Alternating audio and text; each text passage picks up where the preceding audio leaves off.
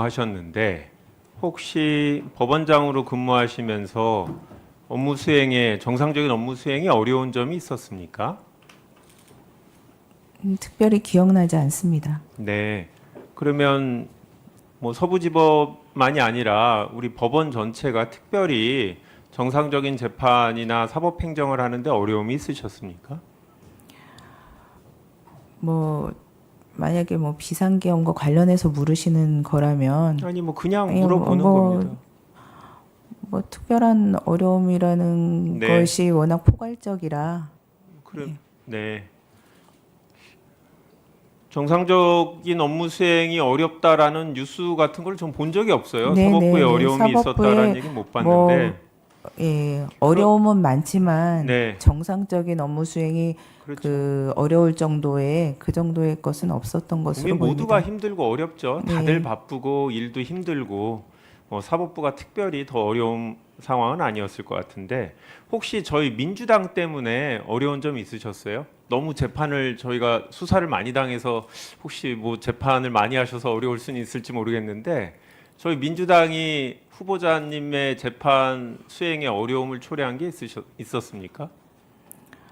제 개인적으로 뭐 재판 수행하면서 그런 적은 없었고 서울 네. 서부지방법원 법원장으로 근무할 때도 저희 법원 내에도 그런 적은 없었던 것으로 압니다. 대통령이 비상계엄 이후에 거대 야당의 의회 폭거로 사법의 정상적인 수행이 불가능한 상황이다. 사법의 국가기능 붕괴로 판단해서 계엄령을 발동했다. 어떻게 보면 후보자님을 포함한 사법부를 위해서 계엄을 했다라는 거거든요. 근데 이제 당사자들은 원하지 않는 상황이었던 것 같아요. 만약에 비상계엄이 정말 계획대로 수행됐으면 우리 아무도 모르지만 후보자님도 어떤 격리 대상이었을 수도 있어요.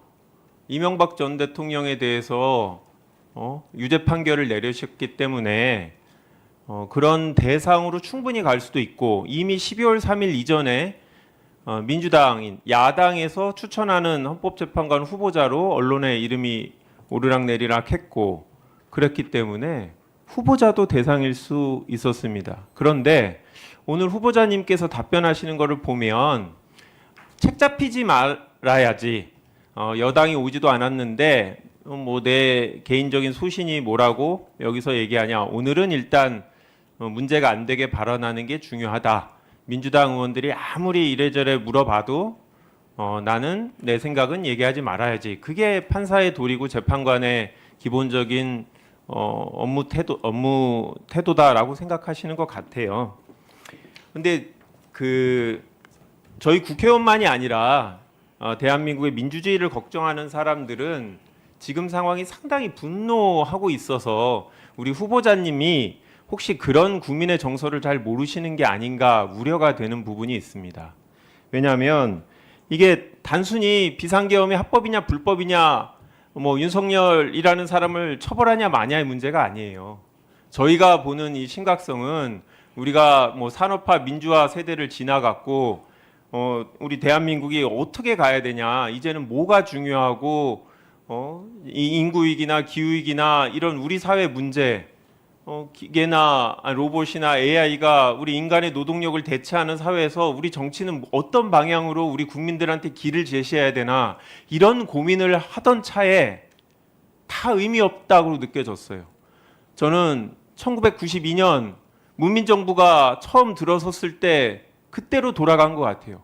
지금 이 사회에서 가장 중요한 게 민주주의 외에 뭐가 있겠어요? 자유민주주의 외에 더 다른 무엇을 얘기할 수 있는 우리 사회인가?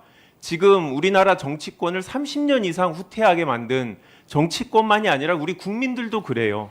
우리 젊은 20대, 30대들이 거리에 나와 있는 건 본인들이 너무나 당연하게 생각했던 민주주의가 우리 586이라는 686이라는 정치권에 있던 사람들만 얘기하는 건 줄 알았는데 내 삶에도 영향을 미칠 수 있구나라고 생각한 게 좋은 걸 수 있지만 저는 그렇지 않다고 생각해요. 우리 사회 후퇴라고 생각하고 이렇기 때문에 우리가 헌법재판관 임명에 대해서 너무나 중요하게 생각하고 후보자한테 기대하는 것도 이런 본인이 어떤 소신과 가치를 갖고 향후 6년 동안 우리 헌법소의 역할을 할 거냐라는 부분이라는 점을 명확하게 말씀을 드립니다. 우리 헌법에 보면 이제 좀 다른 질문 드릴게요. 위헌 결정, 탄핵 결정, 정당 해상 결정, 헌법소원 인용 결정은 종족수가 6인이죠. 그러면 정상적인 헌법재판소 재판관은 9인이기 때문에 그러니까 9인 중에 6인, 그러니까 3분의 2 이상이 다수, 그러니까 압도적인 다수로 찬성해야지만 인용하겠다 이런 취지 아닙니까? 네, 그렇죠? 맞습니다. 그러면 근데 지금 6분밖에 없으면 이렇게 위헌 결정, 탄핵 결정하려면 만장일치가 돼야 되는 거죠. 네, 불합리한 거 아닙니까? 원래 헌법재판소를 만들 때 구성하고는 다른 거 아닙니까? 신속하게 3인이 필요한 이유가 정상적인 헌법재판을 위해서 필요한 거 아닙니까? 맞습니다. 네, 이게 윤석열 대통령 탄핵 사건만이 아니라 모든 위헌 결정, 탄핵 결정에 다 해당되는 이슈 아닙니까? 맞습니다. 네. 국회가 추천하는 헌법재판관, 국회에 편향적일 우려가 있다. 어떻게 생각하십니까? 저는 뭐 그렇지 않다고 생각을 합니다. 예, 뭐 국회가 제가 추천받은 입장에서 왜 여기에서 추천됐는지 정확하게는 알지 못합니다만은 그 국회가 추천했다고 해서 추천한 그 어떤 정당이나 주로 비판은 그렇게 되는 것으로 보이는데요. 그 정당의 뜻에 따라서 그 뭐 판단을 하거나 이런 일은 실제 우리 헌정사에 일어나지 않았고 그리고 앞으로도 일어나지 않을 것으로 보입니다. 한 가지 더 물어보겠습니다. 최근 여당에서 비판하고 있는 부분인데요. 남편분도 변호사시죠? 네, 그렇습니다. 공익인권법재단 공감이란 곳에서 근무하시네요. 네, 여기는 일반 법률사무소가 아니죠?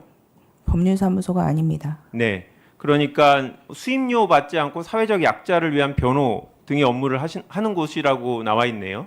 수임료를 전혀 받지 않고 예. 일반 시민들의 후원금으로만 운영하고 있습니다. 남편분이 그러면 뭐 로펌에 있는 분들보다 급여가 적겠네요. 이번에 제가 기사 나가지고 정확하게 알았습니다. 네. 이게 그러니까요. 뭐 기사를 너무 과하게 내셔가지고 몇 년치를 이렇게 내셨는데 제가 물론 그 재산 등록을 위해서 받아봅니다만 크게 신경 쓰지 않았었는데 얘기해 보니까 세후로 나왔다고 하더라고요. 그래서 더 적어진 것 같습니다. 예, 조금만 요까지 질문을 좀 맞추기. 뭐 억울하실 수도 있을 텐데 혼자 많이 근무하신다고. 근데 문제가 최근에 되고 있는 게 여기 이제 공감이라는 게 시민들의 후원으로 100% 후원으로 운영되고 있는 곳인데 여기 이사장이 김희수 전 헌법재판관이시네요. 이분이 지금 윤석열 탄핵 사건의 소추위원회 대리단이 됐는데 이분이 공감에 사무실도 없고 급여도 받지 않는 비상근이신 거죠? 네, 비상근이고 네. 그 급여뿐만이 아니고 회의에 참석하는 실비도 받으시지 않으시고 네. 오로지 그 일종의 사회적인 명예직 같은 건가요? 네, 맞습니다. 그러면 사회적인 남편의 활동으로. 인사를 담당하거나 급여를 주거나 하는 뭐 이런 상급자다 뭐 이런 건 아닌가요? 저희 남편은 초창기 멤버로 20년 동안 거기서 네. 근무하고 있고 그 전 헌법재판관님은 그 비교적 최근에 이사장으로 선임된 것으로 알고 있습니다.